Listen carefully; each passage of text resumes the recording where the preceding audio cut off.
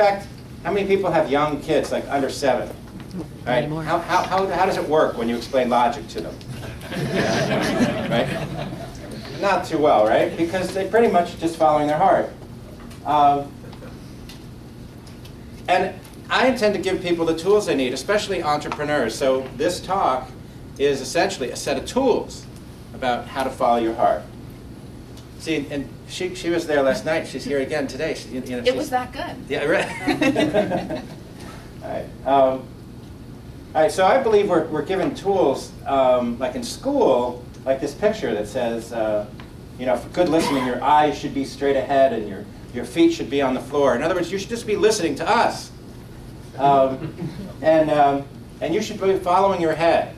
And we're going to, I wonder if I can, I feel like I'm shouting. Let's see.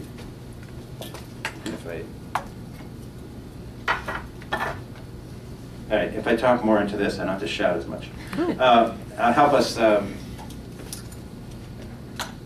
do you want this, Bill? No, I don't know. I like these little ones. Okay. So help us. The tools are given us to help us follow our head. And in fact, when we're given this thing, our diploma, it doesn't usually say in there, this diploma is for you following your heart. No, this is for you following the curriculum that we came up with, and you got at least a D. Right? You didn't totally suck, right? And you get the diploma. Well, there's an antidote to this whole issue of following your head, and that's moms. It's our moms that say, follow your heart. And so here's a timeless mom, Marge Simpson. She's been on the air 20 years. She hasn't aged a bit. She's really a great mom, although her kid has not grown up. In 20 years, kid has really not improved or grown up or really changed in any perceptible way. Now, the thing is that if you were to look at her husband as a version of us, if we were all like him, this whole following your heart thing would be easy, because this X-ray of his brain shows a very small brain. And that would make it easy to follow your heart. But what we have is more like this. 2 halves of our brain.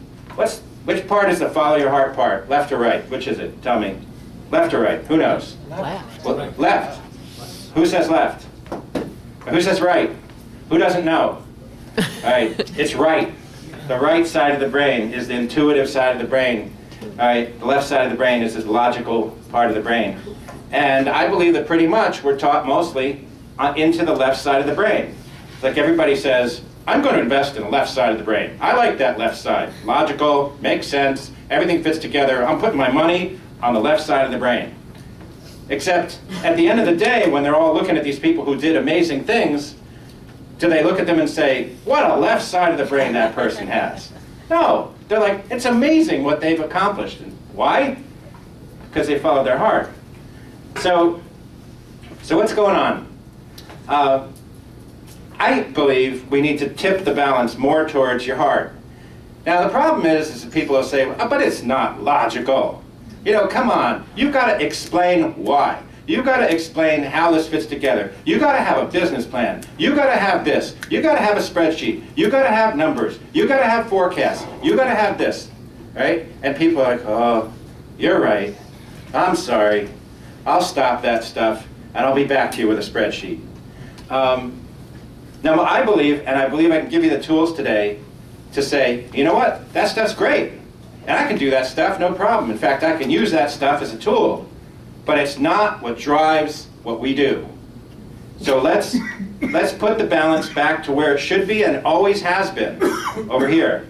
More towards the heart, less towards the head. Now, the first one, let me poll you. How many of you people believe what I just said? You do? Okay. How many of you live your lives that way? Okay, cool. Yeah, right. Somebody was saying,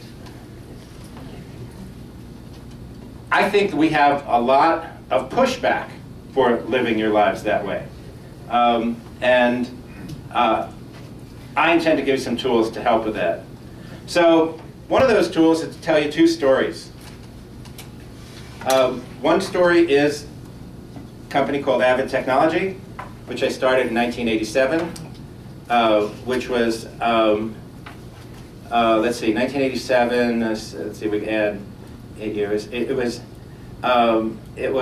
6 years BI. You know what BI means? Or internet.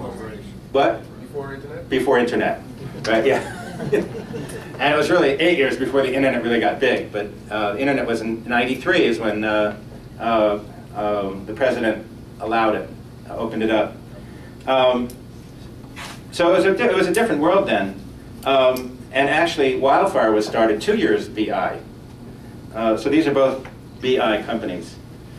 All right, so Avid Technology, my goal was to build the best tool for telling stories and telling stories with video. So I started in '87, and I always imagined that we would have a product that could be used for movies and television and really just about anything that people wanted to create. And I would sit in the movies and imagine the credits at the end, say Avid. I would watch TV shows, my favorite TV shows, Nova and LA Law, and like at the end, picture Avid credit, edited on Avid. Well, part of following your heart is dreaming ahead of time. It sets you up for doing what you need to do. So just for example, sitting there and dreaming about those things happening related to what I said to the engineers when we started building this thing, and related to how we designed it. And there were things that we put in at the very beginning, just for example, about how we managed media, that to this day nobody has matched. The Avid is very good at separating how media is handled versus how editing is handled. They're separated. You can change the media later. Nobody else actually does that very well. And some of that sort of dreaming, I think, led to this result, which was our first movie was Lost in Yonkers in 1993. It was like a $1 million movie. And the second movie was this one, True Lies, edited by, directed by James Cameron, and in 1993 it had a budget of $100 million, which was unheard of. And to edit on a brand new editing system called Avid was unheard of as well. And here's a promo. You don't make breakfast.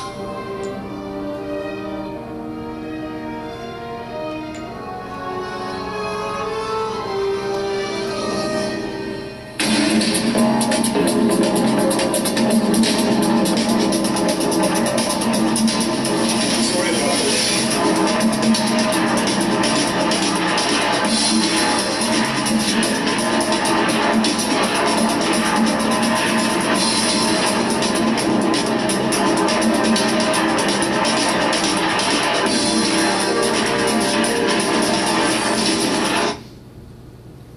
All right, July 15th, 1993.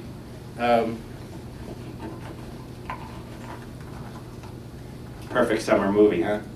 How many saw that movie? It was a good movie, huh? All right, well,